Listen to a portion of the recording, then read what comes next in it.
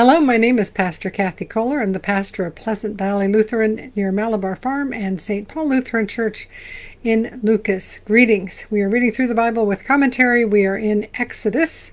We are in chapter 15, starting at verse 22. The Israelites have left Egypt. They have walked through the Red Sea. The Egyptians foolishly followed them into the sea and then were drowned. And then we had a chapter of praise and worship by the Israelites and by the women of the Israelites. And now we go on. So chapter 15, verse 22, Then Moses ordered Israel to set out from the Red Sea, and they went into the wilderness of Shur. They went 3 days in the wilderness and found no water. When they came to Marah, they could not drink the water of Marah because it was bitter, which is what Marah means, bitter. That is why it was called Marah. And the people complained against Moses, saying, "What shall we drink?"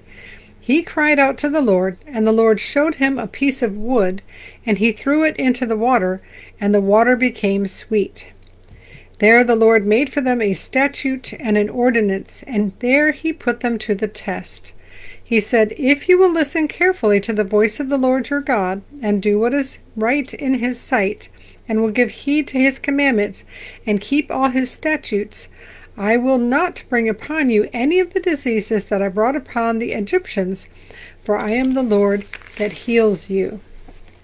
So God is making them a promise. If you follow me, you will not have all those diseases that the Egyptians had. Then they came to Elim, where there were 12 springs of water and 70 palm trees, and they camped there by the water. Chapter 16. The whole congregation of the Israelites set out from Elim, and Israel came to the wilderness of Sin, which is between Elim and Sinai, on the 15th day of the second month after they had departed from the land of Egypt. The whole congregation of the Israelites complained against Moses and Aaron in the wilderness. The Israelites said to them, "If only we had died by the hand of the Lord in the land of Egypt, where we sat by the flesh pots and ate our fill of bread. For you have brought us out into this wilderness to kill this whole assembly with hunger." Verse 4, Then the Lord said to Moses, "I am going to rain bread from heaven for you, and each day the people shall go out and gather enough for that day. In that way I will test them, whether they will follow my instruction or not." And of course, it is very hard to be obedient, isn't it? Whether it's to God or to our parents or to whoever we're supposed to be obedient to, it is pretty much the initial original sin is disobedience. So God is testing them, but humans are known for being sinful. So, not surprisingly, they do so at this. Verse 5, on the 6th day, when they prepare, back up. Verse 5, on the 6th day, when they prepare what they bring in, it will be twice as much as they gather on other days.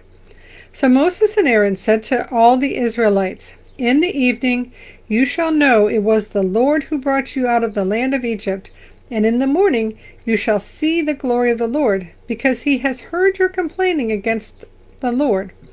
For what are we that you complain of us, against us?" And Moses said, "When the Lord gives you meat to eat in the evening, and your fill of bread in the morning, because the Lord has heard the complaining that you utter against him, what are we? Your complaining is not against us, but against the Lord." So the Israelites complain about Moses and Aaron. And Moses are like, "Hey, it's not us. We're just doing what God told us to do. We're just brought you out the way that we were told to bring you out. We're trying to be obedient here." Verse 9, Then Moses said to Aaron, "Say to the whole congregation of the Israelites, Draw near to the Lord, for he has heard your complaining." And as Aaron spoke to the whole congregation of the Israelites, they looked toward the wilderness, and the glory of the Lord appeared in the cloud. The Lord spoke to Moses and said, "I have heard the complaining of the Israelites. Say to them, At twilight you shall eat meat, and in the morning you shall have your fill of bread, Then you shall know that I am the Lord your God. In the evening quails came up and covered the camp, and in the morning there was a layer of dew around the camp. When the layer of dew lifted, there on the surface of the wilderness was a fine flaky substance, as fine as frost on the ground. When the Israelites saw it, they said to each other, "What is it?" Which is, the word manna basically is the pun saying, "What is it?" It's manna. But they did not know what it was. Moses said to them, "It is the bread that the Lord has given you to eat. This is what the Lord has commanded. Gather as much of it as each of you needs, an omer to a person, according to the number of persons, all providing for those in their own tents." The Israelites did so, some gathering more, some less. But when they measured it with an omer, those who gathered much had nothing over, and those who gathered little had no shortage. They gathered as much as each of them needed. And Moses said to them, "Let no one leave any of it over until morning." But they did not listen to Moses. Some left part of it until morning, and it bred worms and became foul. And Moses was angry with them. Morning by morning they gathered it, as much as each needed, but when the sun grew hot, it melted. Verse 22, on the 6th day they gathered twice as much food, 2 omers apiece. When all the leaders of the congregation came and told Moses, he said to them, "This is what the Lord has commanded. Tomorrow is a day of solemn rest, a holy Sabbath to the Lord. Bake what you want to bake, and boil what you want to boil, and all that is left over put aside to be kept until morning." So they put it aside until morning, as Moses commanded them. And it did not become foul, and there were no worms in it. This is the beginning of the observation of the Sabbath. Although we heard all the way back in Genesis chapter 1 how important the Sabbath was, that even God rested on the 7th day. But now we're trying to put this practice into practice, that they do not work on the 7th day. Moses said, "Eat it today, for today is a Sabbath to the Lord. Today you will not find it in the field. 6 days you shall gather it, but on the 7th day, which is a Sabbath, there will be none." Verse 27, on the 7th day, some of the people went out to gather, and they found none. The Lord said to Moses, "How long will you refuse to keep my commandments and instructions? See, the Lord has given you the Sabbath. Therefore, on the 6th day, he gives you food for 2 days. Each of you stay where you are. Do not leave your place on the 7th day." So the people rested on the 7th day. Verse 31, the house of Israel called it manna. It was like coriander seed, white, and the taste of it was like wafers made with honey. Moses said, "This is what the Lord has commanded. Let an omer of it be kept throughout your generations, in order that they may see the food with which I fed you in the wilderness, when I brought you out of the land of Egypt." And Moses said to Aaron, "Take a jar and put an omer of manna in it, and place it before the Lord to be kept throughout your generations." As the Lord commanded Moses, so Aaron placed it before the covenant for safekeeping. The Israelites ate manna 40 years until they came to a habitable land. They ate manna until they came to the border of the land of Canaan. An omer is 1/10 of an ephah. Of course, we don't know how much an ephah is, but maybe like a liter, like maybe 4 cups worth. And they were commanding Aaron to take a jar and put it before the covenant, but we haven't got to the covenant yet.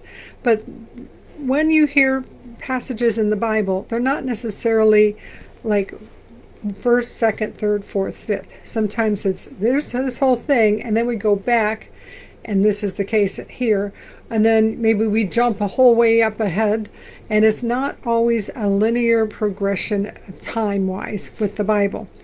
So as they go through the desert, they will eventually get to the place where they have built the Ark of the Covenant.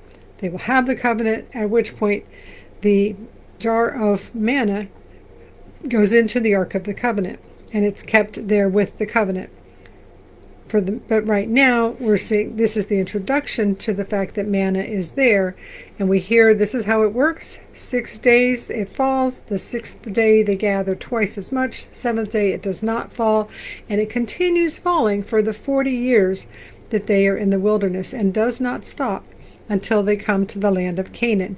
We are nowhere near the land of Canaan as we go through this story, but they're telling you here's how the manna worked. So now we're in chapter 17.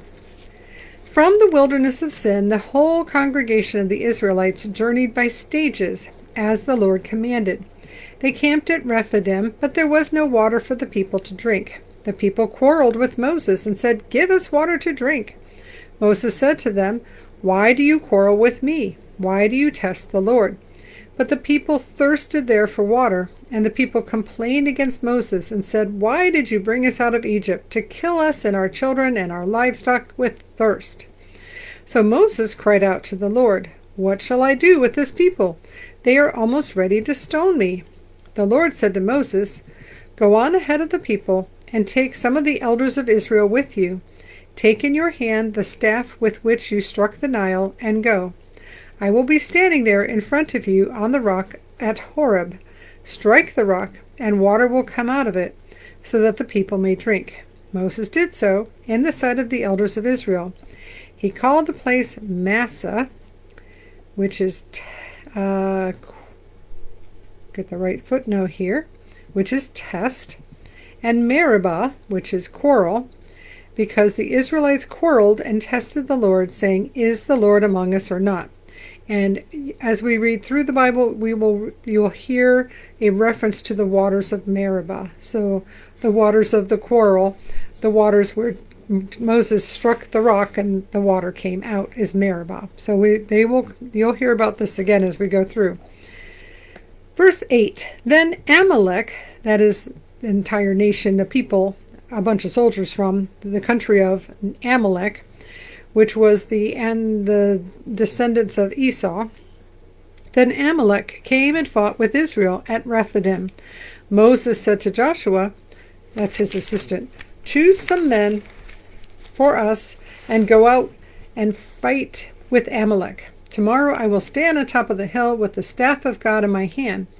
So Joshua did as Moses told him, and fought with Amalek, while Moses, Aaron, and Hur went up to the top of the hill. Whenever Moses held up his hand, Israel prevailed, and whenever he lowered his hand, Amalek prevailed. But Moses' hands grew very weary, so he took a stone and put it under him, and he sat on it. Aaron and Hur held up his hands, one on each side, and the other on the other side, one on one side, the other on the other side, so his hands were steady until the sun set. And Joshua defeated Amalek and his people with the sword. Then the Lord said to Moses, "Write this as a reminder in a book and recite it in the hearing of Joshua. I will utterly blot out the remembrance of Amalek from under heaven." And Moses built an altar and called it, "The Lord is my banner." He said, "A hand upon the banner of the Lord. The Lord will have war with Amalek from generation to generation." So always fun to see the names that people give to God. In this particular one, the Lord is my banner. And they have had their first battle, their first war, their first encountering with enemies that have come after them. Earlier, it said that God took them the long way around because they weren't ready to fight the Philistines. Now they've been out in the desert, they've been fighting with Moses, but now Amalek has come, the people of Amalek, the descendants of Esau have come and been defeated. So now Israel is getting a little more, their feet underneath them. They've got manna coming down in the morning, they have food to eat, and now and then they get water when Moses has to do something like strike a rock. Thank you so much for being with us tonight. If you are watching this on YouTube, please like and subscribe. Actually, wherever you're watching, just like and subscribe. And just mostly thank you for being with us. May the Lord bless you and keep you. May the Lord make his face shine upon you and be gracious unto you. May the Lord look at you with favor and give you peace. In the name of the Father, and of the Son, and of the Holy Spirit. Amen. Go in peace, serve the Lord. Thanks be to God.